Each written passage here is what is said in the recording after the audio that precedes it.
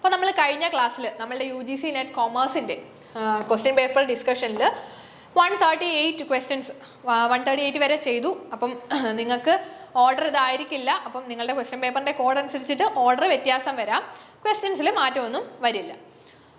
So നമുക്കിവിടെ next നോക്കാം. 138 next question നോക്കാം. Theorem of addition multiplication conditional probability Bayes theorem. ഇങ്ങനെ 4 തിയറംസിനെ പറ്റി പറഞ്ഞിട്ടുണ്ട്. അതിൻ്റെ ഫോർമുലാസ് ആയിട്ട് മാച്ച് ചെയ്യാനാണ് പറഞ്ഞേക്കുന്നത്. നിങ്ങൾക്ക് ഇവിടെ സിമ്പിൾ ആയിട്ടൊന്ന് മാച്ച് ചെയ്യാനായിട്ട് പറ്റും. നോക്കിയേ, അഡീഷൻ, തിയറം ഓഫ് അഡീഷൻ ഏതായിരിക്കും? അഡീഷൻ എന്ന് പറയുമ്പോൾ നമുക്കറിയാം എങ്ങനെയാണ് വരുന്നത്, യൂണിയൻ ആയിരിക്കും അല്ലേ, യൂണിയൻ. അപ്പോൾ P(E1 union E2 = P(E1 + E2). Addition simple അല്ലേ? ഓക്കെ. മൾട്ടിപ്ലിക്കേഷൻ എന്ന് വരുമ്പോൾ ഇന്റർസെക്ഷനിലോട്ട് വരും അല്ലേ, ഇന്റർസെക്ഷൻ E1 ഇന്റർസെക്ഷൻ E2, അതായത് P(E1 × E2). ക്ലിയർ ആയില്ലേ? ഓക്കെ. അപ്പോൾ നമുക്ക് A3 കിട്ടി, B4 കിട്ടി. ഇനി ബേസ് തിയറം ഉണ്ട്, അതുപോലെ തന്നെ കണ്ടീഷണൽ പ്രോബബിലിറ്റിയും ഉണ്ട്. Base theorem and conditional probability. അപ്പോൾ ഇവിടെ കണ്ടീഷണൽ പ്രോബബിലിറ്റി ആണ് ഫസ്റ്റ് വൺ, ബേസ് തിയറം സെക്കൻഡിൽ വരും. അതായത് P(Hi) / E = P(Hi) intersection E / P(E). അപ്പോൾ ഇവിടെ ബേസ് തിയറം ആണെങ്കിൽ E2 / E1 ആയിരിക്കും വരുന്നത്. സോ അപ്പോൾ നമുക്ക് ഈ ഒരു A3 വരണം, B4, C1 ആൻഡ് D2. നോക്കിയേ, A3, B4, C1 and D2. Option 3 ആണ് ഇവിടുത്തെ റൈറ്റ് ആൻസർ ആയിട്ട് വരുന്നത്. സോറി, ഓപ്ഷൻ 3 അല്ല, ഓപ്ഷൻ 1, അതായത് A3, B4, C1 and D2. Option 3 നമുക്കിവിടെ കൺഫ്യൂഷൻ വരും അല്ലേ, A3 ആണ്, B4 ആണ്, പക്ഷേ ഇവിടെ C2ഉം D1ഉം കൊടുത്തേക്കുന്നത്. പക്ഷേ അങ്ങനെയല്ല, C1 ആൻഡ് D2. അപ്പോൾ ഓപ്ഷൻ 3 ആണ് റൈറ്റ്, ഓപ്ഷൻ 1 ആണ് റൈറ്റ് ആൻസർ. ഓപ്ഷൻ 1ഉം 3ഉം കൂടി ചെറിയ കൺഫ്യൂഷൻ ഉണ്ട്, സിയും ഡിയും അവർ അങ്ങോട്ടും ഇങ്ങോട്ടും മാറ്റിയിട്ടിട്ടുണ്ട്. അപ്പോൾ ഇവിടെ നമുക്ക് കറക്റ്റ് ആൻസർ ആയിട്ട് വരുന്നത് ഓപ്ഷൻ 1 ആയിരിക്കും.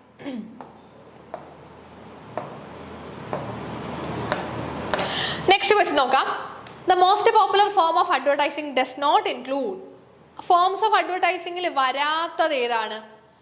Television advertising, print advertising, online advertising. ഇത് മൂന്നും നമുക്കറിയാം.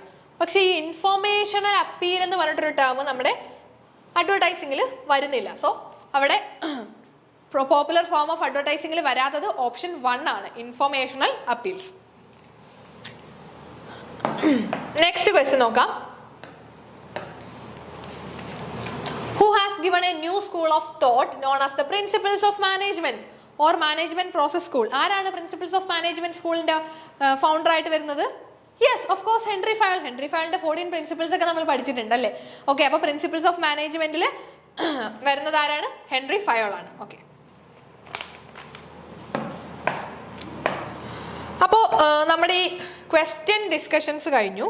ഇനി നമുക്ക് RC ആണല്ലേ, റീഡിങ് കോംപ്രഹെൻഷൻസ് നോക്കണം. നമുക്കൊരു 2 സെറ്റ് റീഡിങ് കോംപ്രഹെൻഷൻ ആണ് നെറ്റ് കൊമേഴ്സിൽ വരുന്നത്. നിങ്ങൾക്ക് പേപ്പർ 1ൽ ഇതിൻ്റെ ഒരു സെറ്റും വന്നിട്ടുണ്ട് അല്ലേ. പേപ്പർ 1ൽ ഒന്നായിരിക്കും, പേപ്പർ 2ൽ നമുക്ക് 2 സെറ്റ് വരുന്നുണ്ട്. നോക്കാം. Read the following passage carefully and answer. Read the following passage carefully and answer questions.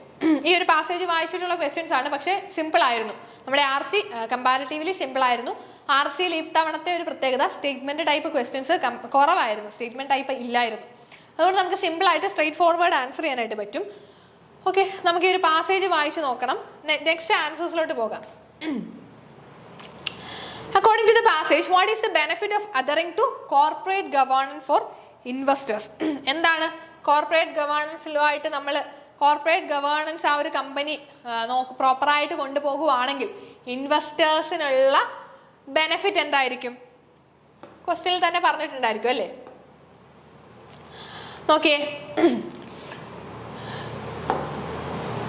the benefits of corporate governance are difficult to quantify in short range.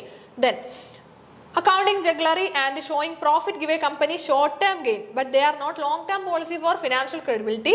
True financial performance of a company, openness and governance policies give investors confidence. അപ്പോൾ എന്തായിരിക്കും ഇവിടെ answer ആയിട്ട് വരുന്നത്? Confidence in true financial performance. True financial പെർഫോമൻസിൽ ഇൻവെസ്റ്റേഴ്സിന് ഒരു confidence വരുന്നില്ലേ? Yes. അപ്പോൾ ഓപ്ഷൻ 3 ആണ് ഇവിടുത്തെ റൈറ്റ് ആൻസർ ആയിട്ട് വരുന്നത്. Next question, why does corporate governance help in exposing unethical policies in mismanagement in a country? എങ്ങനെയാണ്? How does corporate governance help in exposing unethical policies or mismanagement in a company? എങ്ങനെയാണെന്ന question നമ്മുടെ ഇതിൽ പറഞ്ഞിട്ടുള്ളത്?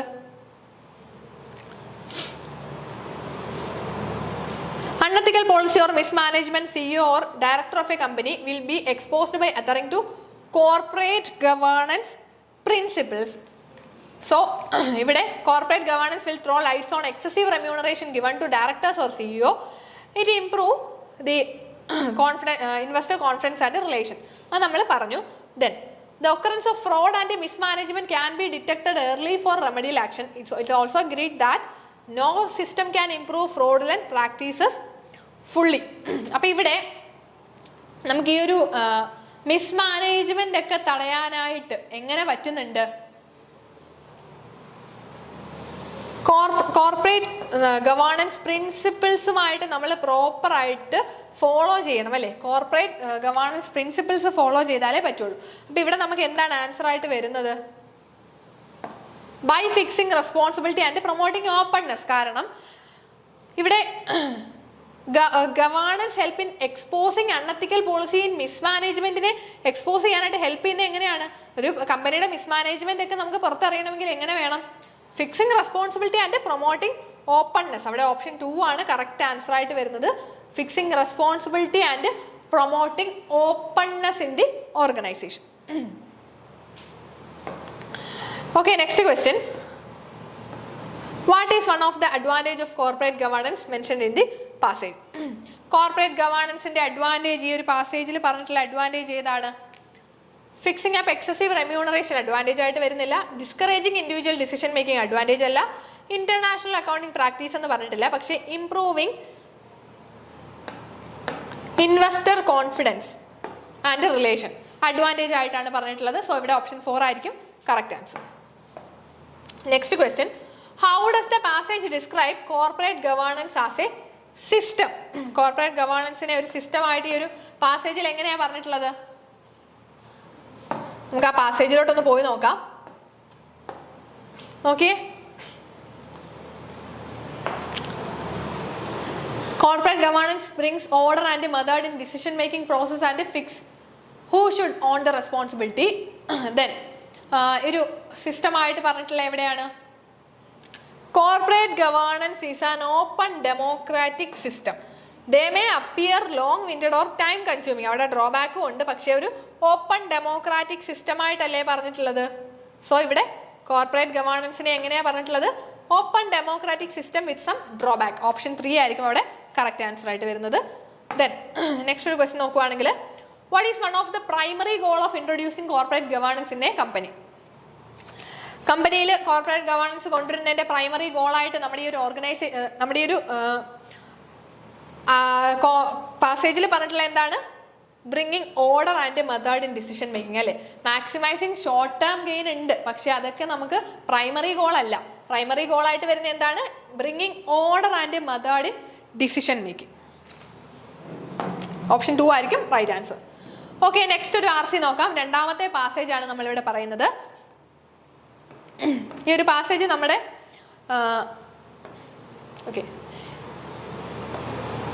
CSR പറ്റിയിട്ടും തന്നെയാണ് ഈ ഒരു പാസേജിലും. ക്വസ്റ്റ്യനിലോട്ട് പോകാം. What is the consequence for companies that fail to meet CSR spending requirement as per the new അമെൻമെന്റ്? അതായത് ന്യൂ അമെൻമെന്റ് പ്രകാരം കമ്പനീസ് CSR അവർ ആ ഒരു പ്രോപ്പറായിട്ട് CSRമായിട്ട് അതേറെ ചെയ്തില്ലെങ്കിൽ അവർക്ക് കിട്ടുന്ന കോൺസിക്വൻസ് എന്തൊക്കെയായിരിക്കും എന്നാണ് ചോദിച്ചേക്കുന്നത്. ഇവിടെ ഒരു കോൺസിക്വൻസിനെ പറ്റിയിട്ട് ഈ പാസേജിൽ പ്രോപ്പറായിട്ട് കൊടുത്തിട്ടുണ്ട്.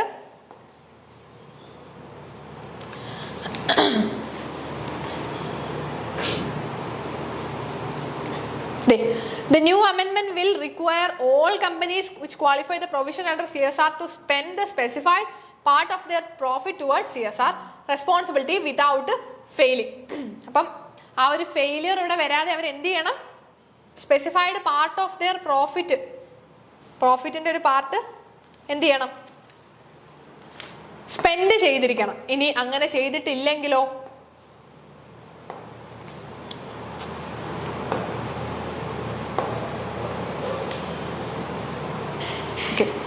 ഈ ഒരു ക്വസ്റ്റ്യൻ നോക്കിയേ.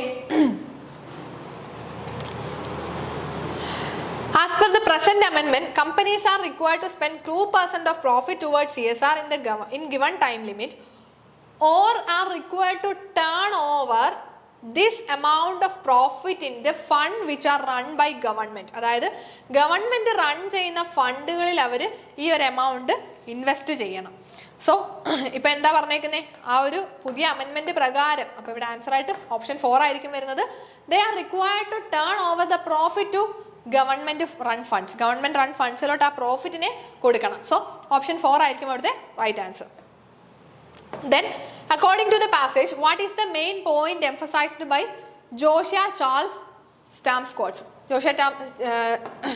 Josiah ചാൾസിന്റെ കോട്ടിനകത്ത് എന്താ പറഞ്ഞിട്ടുള്ളത്?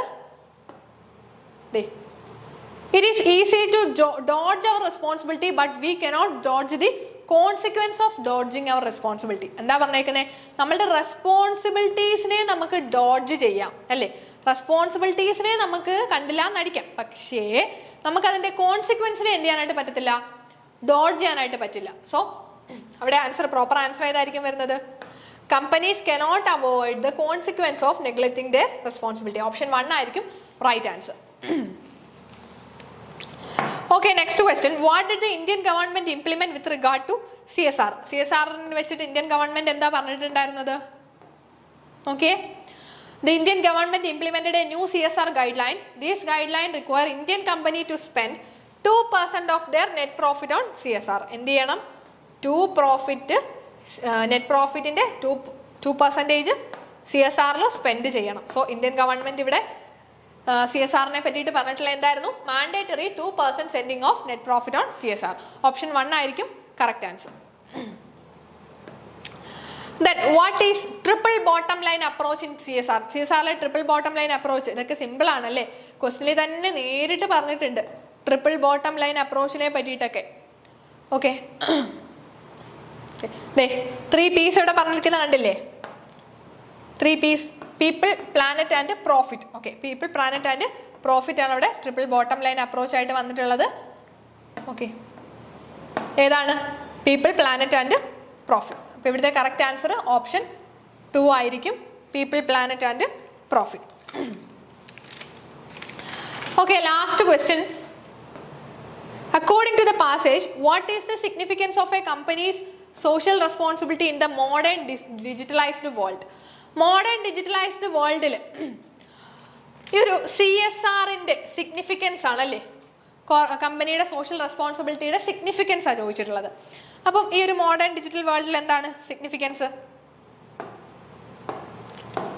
നോക്കാം, നമ്മുടെ പാസേജിൽ തന്നെ നോക്കാം.